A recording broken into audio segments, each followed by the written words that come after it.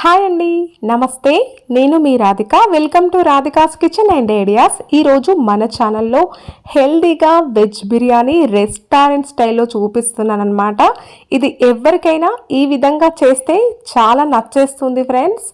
ఒకసారి నేను చెప్పిన పద్ధతితో ట్రై చేయండి. ఇక బయటికి వెళ్ళరండి, ఇంట్లోనే ఈ విధంగా ప్రిపేర్ చేసుకొని తినేస్తారు.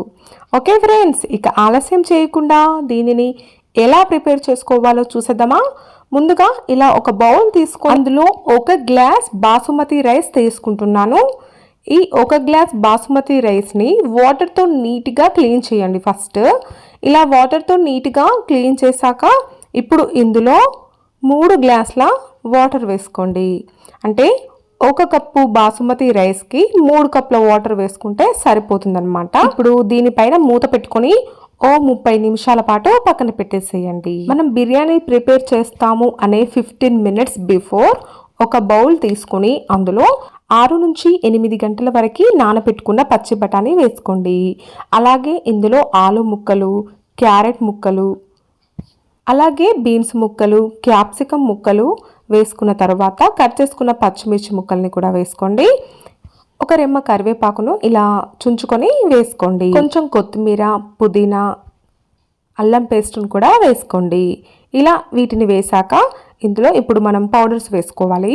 కొంచెం గరం మసాలా, ధనియా పౌడర్, 1 టేబుల్ స్పూన్ కారము, రుచికి సరిపడా ఉప్పు, కొంచెం పసుపును యాడ్ చేశాక ఇప్పుడు ఇందులో పుదీనా ఆకులను కూడా యాడ్ చేసి 1/2 కప్పు పెరుగును కూడా యాడ్ చేయండి. ఒక నిమ్మ చెక్క రసంని పిండుకొని ఈ విధంగా యాడ్ చేసుకోండి. ఇవన్నీ ఇందులో వేసాక దీనిని మొత్తం కలిసే విధంగా కలుపుకోండి. నేనైతే నా దగ్గర ఉన్న వెజిటేబుల్స్ని వేసుకున్నాను. మీ దగ్గర ఏ వెజిటేబుల్స్ అవైలబుల్గా ఉంటే వాటిని యాడ్ చేసుకోండి. ఇప్పుడు దీనిపైన మూత పెట్టుకొని 15 నిమిషాల పాటు పక్కన పెట్టేసేయండి. ఫ్రెండ్స్ చూడండి, నేను రైస్ను చూపిస్తున్నాను. 1/2 అవర్ బిఫోర్ నేను నానబెట్టుకున్నాను కదా, చూడండి చక్కగా నానిపోయాయి. ఇలా నానిపోయిన బియ్యంలో 2 యాలకులు, 4 లవంగాలు, కొంచెం బిర్యానీ పువ్వు, అలాగే అనాస పువ్వు, అనాసకాయ, అలాగే బిర్యానీ ఆకు, బిర్యానీ పువ్వు, దాల్చిన చెక్క, సాజీరా ఇవన్నింటినీ యాడ్ చేశాక 1 టేబుల్ స్పూన్ నెయ్యిని కూడా యాడ్ చేసుకొని ఒక పచ్చిమిర్చిని ఈ విధంగా కట్ చేసుకొని తీసుకోండి. అలాగే రుచికి సరిపడా ఉప్పును కొంచెం ఎక్కువగానే యాడ్ చేయండి. చూడండి ఇలా వేసాక దీనిని ఇలా కలుపుకోండి. మనం బియ్యం నానబెట్టుకున్నాం కనుక కొంచెం స్లోగా కలుపుకోండి, లేదంటే బియ్యం విరిగిపోయే ఛాన్స్ ఉంటుంది కదా. ఇప్పుడు స్టవ్ ఆన్ చేసుకొని స్టవ్ పైన దీనిని పెట్టేయండి. చూడండి ఇప్పుడు మనం 80% ఈ రైస్ని బాయిల్ చేసుకోవాలి. చూడండి ఫ్రెండ్స్, ఒక 15 నిమిషాలకు ఈ విధంగా బాయిల్ అయిపోయి ఉంటుందన్నమాట. 80% ఇలా ఉడికితే సరిపోతుంది. ఇలా బాయిల్ అయిపోయిన తర్వాత ఇలా ఒక బౌల్ తీసుకొని దానిపైన ఒక చిల్లుల బౌల్ కూడా పెట్టేసి మనము బాయిల్ చేసుకున్న రైస్ని ఇందులో వేసేయండి. ఇలా వేసాక కొంచెం ఈ విధంగా స్ప్రెడ్ చేసుకోండి, లేదంటే రైస్ కింద మొత్తం మెత్తగా అయిపోతుంది. 80% బాయిల్ అయితే సరిపోతుందన్నమాట. చూడండి మనం బాయిల్ చేసుకున్న మిగిలిపోయిన వాటర్ ఉంటాయి కదా, ఈ వాటర్ని ఒక కప్లోకి తీసుకుందాము. అంటే మొత్తం తీసుకోవద్దు, కొంచెం అయితే సరిపోతుంది. ఇందులో కొంచెం పసుపు వేసి కలుపుకోండి. ఈ వాటర్ మనకి తర్వాత అవసరం అవుతాయి అన్నమాట. ఇలా కలుపుకొని దీనిని పక్కన పెట్టేసేయండి. ఆ తర్వాత స్టవ్ ఆన్ చేసుకొని నేను బిర్యానీ ఇందులోనే ప్రిపేర్ చేస్తాను, అందుకని కొంచెం పెద్ద కడాయి తీసుకున్నాను. ఇప్పుడు ఇందులో 2 టేబుల్ స్పూన్ల ఆయిల్ని వేసుకోండి. అలాగే 1 టేబుల్ స్పూన్ నెయ్యిని కూడా యాడ్ చేయండి. ఇది వేడెక్కింది కదా, ఇప్పుడు ఇందులో 3 ఆనియన్స్ని ఇలా పొడవుగా కట్ చేసుకొని తీసుకొని వేసుకోండి. ఇప్పుడు మనం బ్రౌన్ ఆనియన్స్ని ప్రిపేర్ చేస్తున్నాము. మంటను మీడియం ఫ్లేమ్లో పెట్టుకొని కంటిన్యూస్గా కలుపుతూ ఉంటే మనకు బ్రౌన్ ఆనియన్స్ ఇలా చక్కగా రెడీ అయిపోయి ఉంటాయన్నమాట. ఇప్పుడు ఇందులో నుంచి సగము ఒక గిన్నెలోకి తీసుకొని పక్కన పెట్టుకోండి. ఆ తర్వాత ఇందులో కట్ చేసుకున్న పచ్చిమిర్చిని కూడా యాడ్ చేయండి. పచ్చిమిర్చి ఫ్రై అయిపోయాక ఇందులో కాజును కూడా యాడ్ చేయండి. కాజులు ఒక 2 నిమిషాలకే ఫ్రై అయిపోతాయి అన్నమాట. ఇదంతా మంటను మీడియం ఫ్లేమ్లో పెట్టుకొని చేయాలి. ఇప్పుడు మనం వెజిటేబుల్స్ పెరుగులో కలిపి పెట్టుకున్నాం కదా, దానినంతా ఇందులో యాడ్ చేసుకొని 15 నిమిషాల పాటు మనం ఉడికించుకోవాలన్నమాట. తొందరగానే ఉడికిపోతాయి అన్నమాట.